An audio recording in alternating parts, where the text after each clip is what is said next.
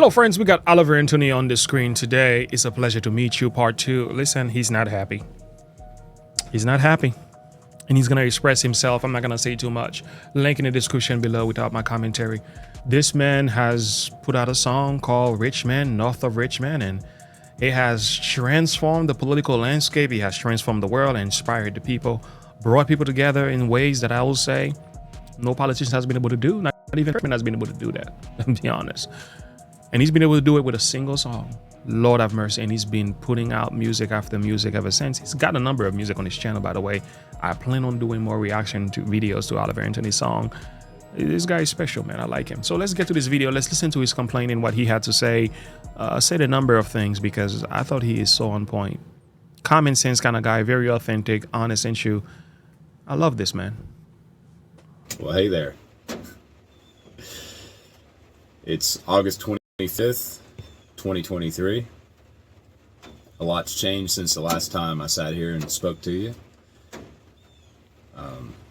My friends and family have asked me how I'm doing. Everybody is wondering if I've lost my sanity yet, and I'm surprisingly calm and at peace. I don't even know what to say, but I feel thankful to be given this opportunity. You know, the music side is exciting and all the Billboard, iTunes charts and all that crap. That's great. But what's the exciting part's been the conversations I've had with people and the things I've learned just in a couple of weeks about the human spirit and about all sorts of other things, the music industry and how dirty everything is. Like, it's worse than you think. So I don't know what the future looks like for me. I'm not really too concerned about the future. I'm living in the present, and I just have to have the discernment to make the right decisions from here on out, because I think about that guy who was sitting here a few weeks ago talking to you, and the most important thing to me is not leaving him behind.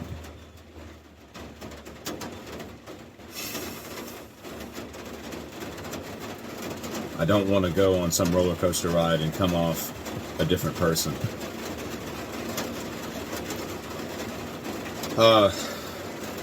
If there is anything for me to address at all with you, it's that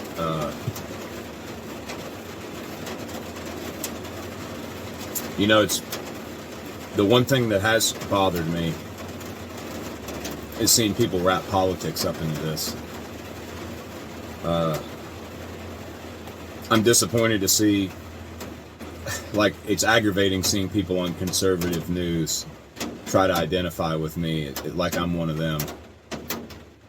It's aggravating seeing certain musicians and politicians act like we're buddies and act like we're fighting the same struggle here, like that we're trying to present the same message.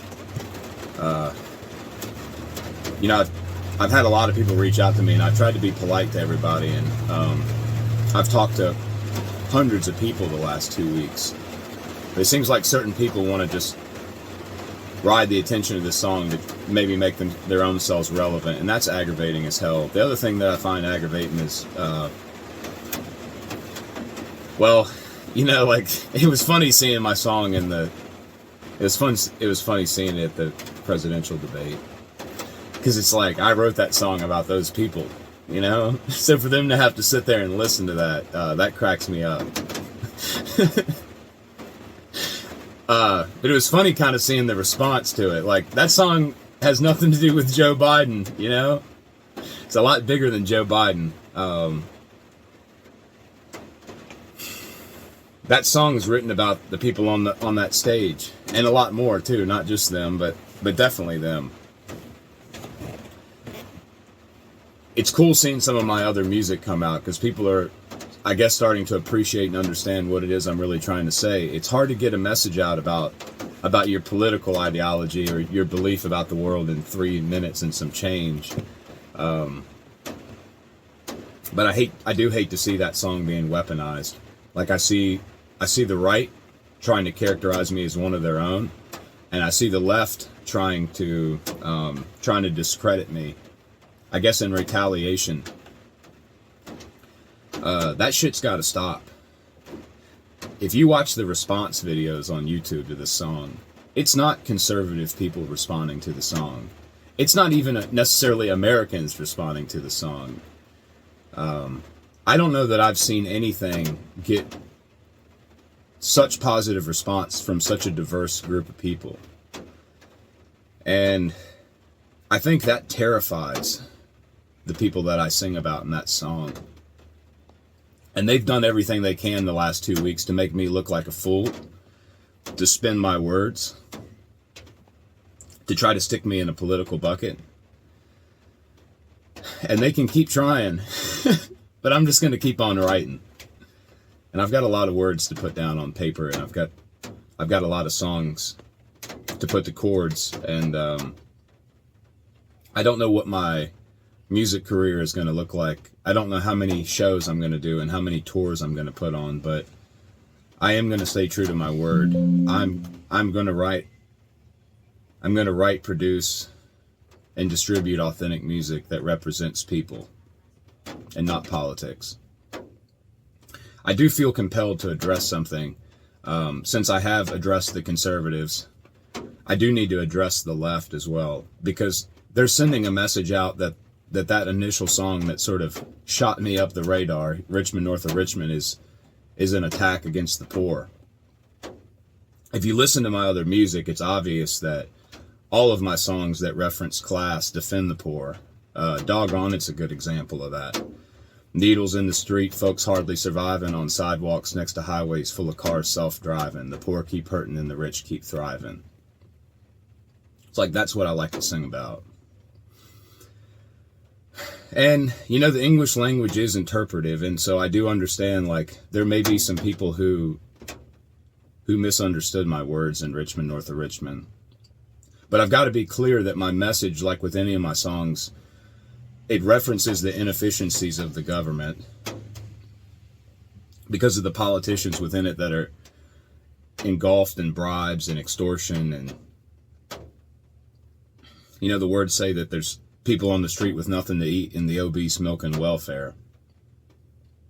That references a news article I read earlier this summer that adolescent kids in Richmond are missing meals over the summer because their parents can't afford to feed them and they're not in school to eat cafeteria lunch. And meanwhile, I think like 30 or 40% of the food bought with welfare or EBT money is in a classification of like snack food and soda. I think 10% spent on soda, and I want to say like 20 or 30% spent on junk food. And that's not the fault of those people. Welfare only makes up a small percentage of our budget. You know, we can fuel a proxy war in a foreign land, but we can't take care of our own. That's all the song's trying to say. It's Wow, he just summarized everything in a single. Yeah, pretty much. I really enjoy this. I'm letting him do his talk here. I don't feel the need to distract him too much, but yeah, this is about the people. It's not even about politics so much. You know, politicians galvanize on that. And again, he then, in the song, when you listen, he does have a feel that is more like the Republican talking points, so on, but he does take a jab at both political party, right? Both Democrats and Republicans. They both are for high taxes. Well, Republicans less taxes, of course, but naturally, but oftentimes they end up supporting things that are doing the exact opposite, like wars and so on. But the goal is not to address the condition of the poor. Yeah, very, very well said. Let's finish the video. Let him talk. I don't want to distract him anymore. It's just saying that the government takes people who are needy dependent and makes them needy independent.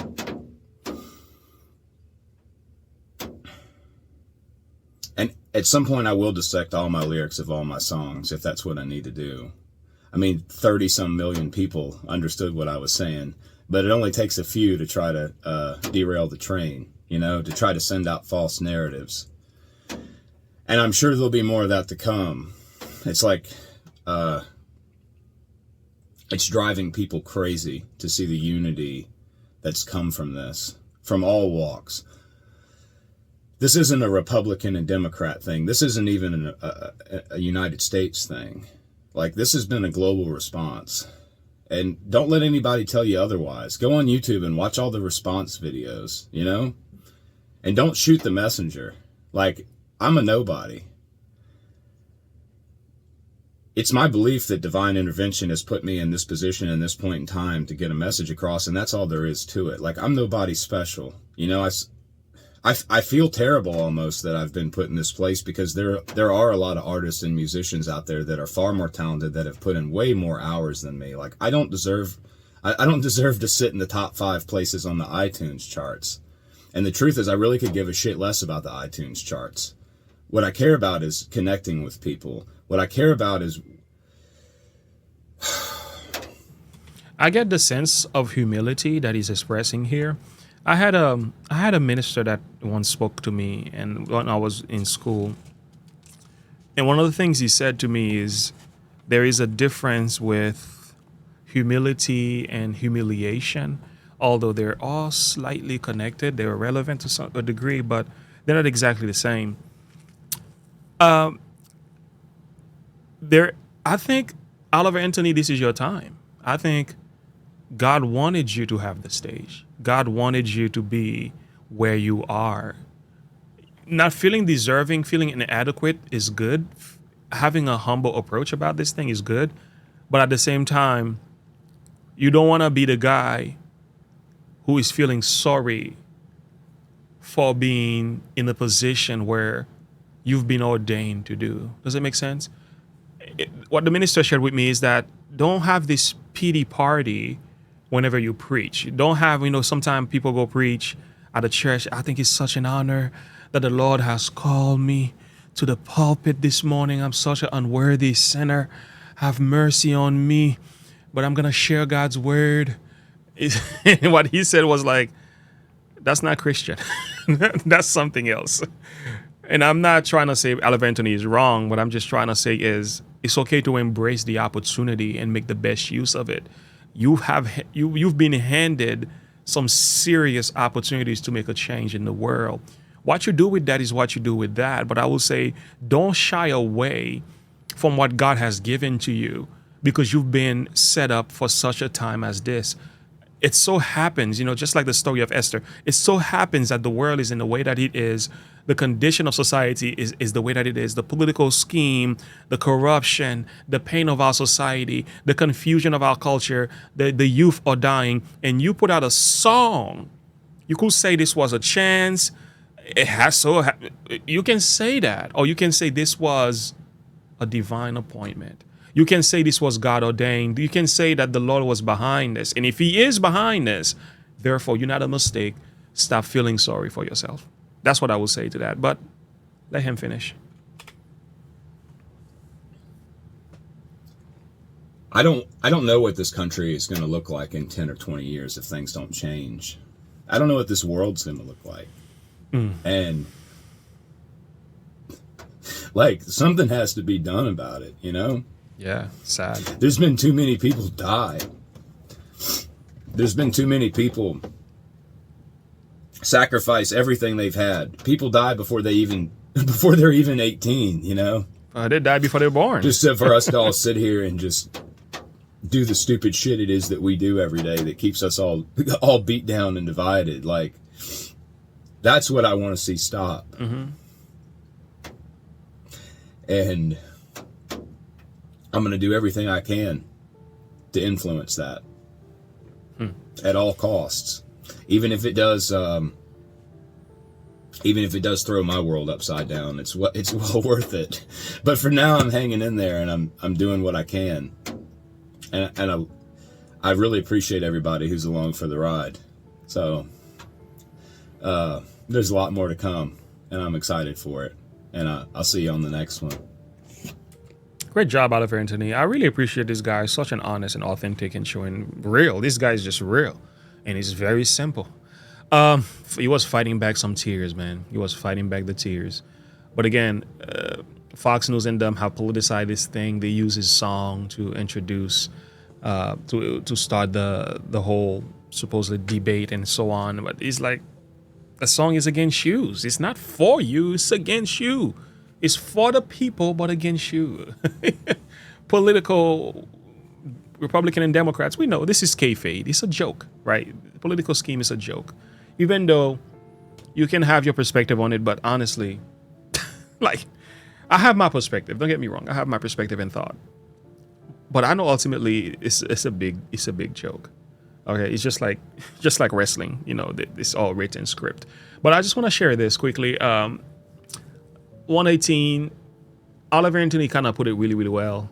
And I think every now and then I remind people in my channel, like, don't get bent out of shape because of this. Because look at this. It is better to trust in the Lord than to put your confidence in men.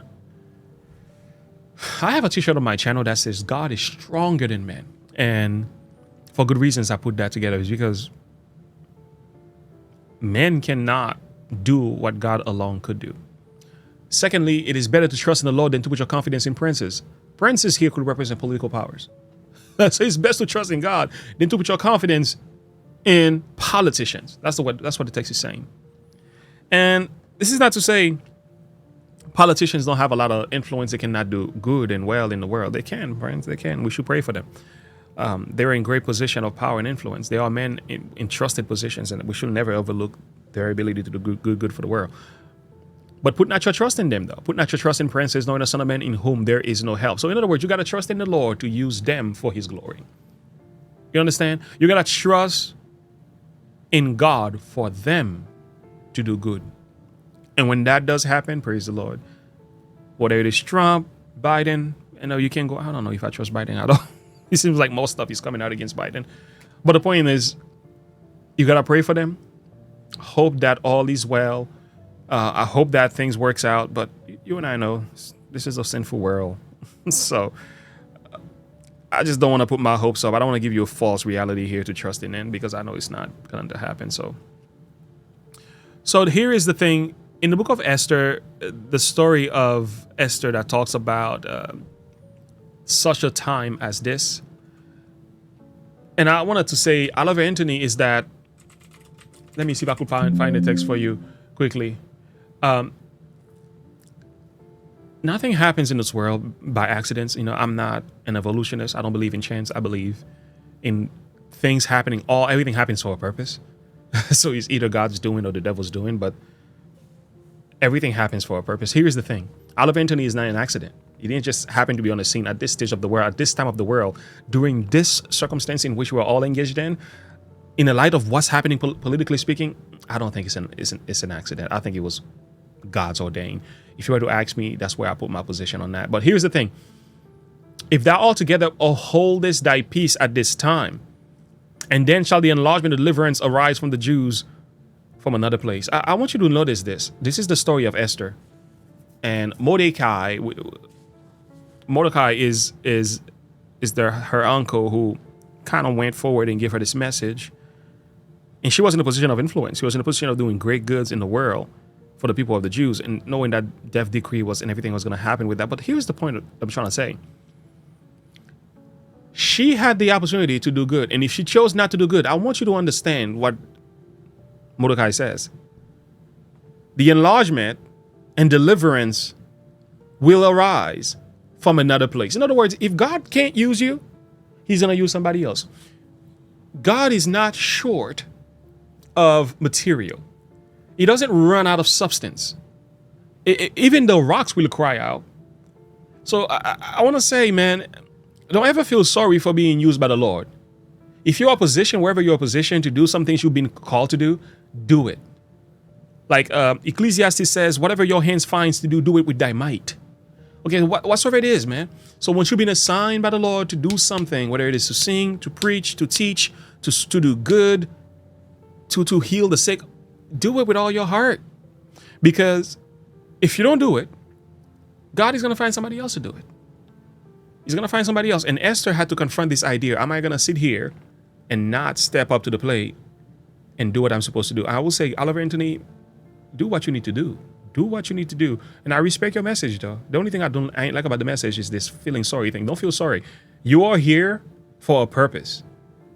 And the people love you. We love you. We embrace what you do because you bring in something to the kingdom. You bring in something to this world that we need.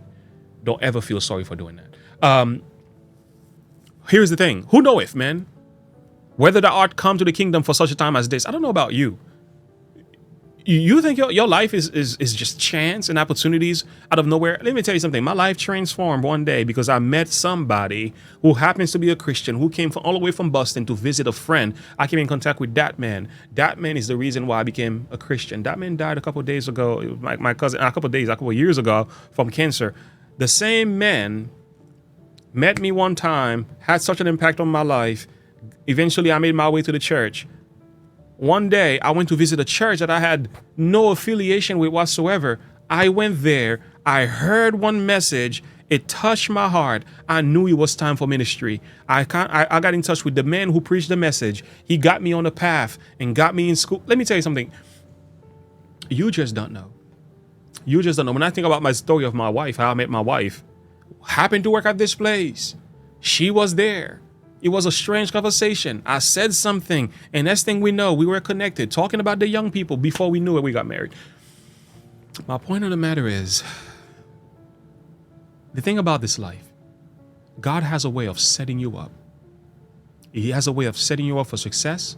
He has a way of placing you in position to do good. He has a way of putting you in position to carry out certain opportunities. And friends, you better be a man who's paying attention, who's in tune with the Spirit of God, and do exactly what He places upon your heart to do at that very moment. That's all I'm going to say. Link in the description below. Like and subscribe to the page. Click the bell icon for more. I'll see you in the next video. Have a good one. Bye.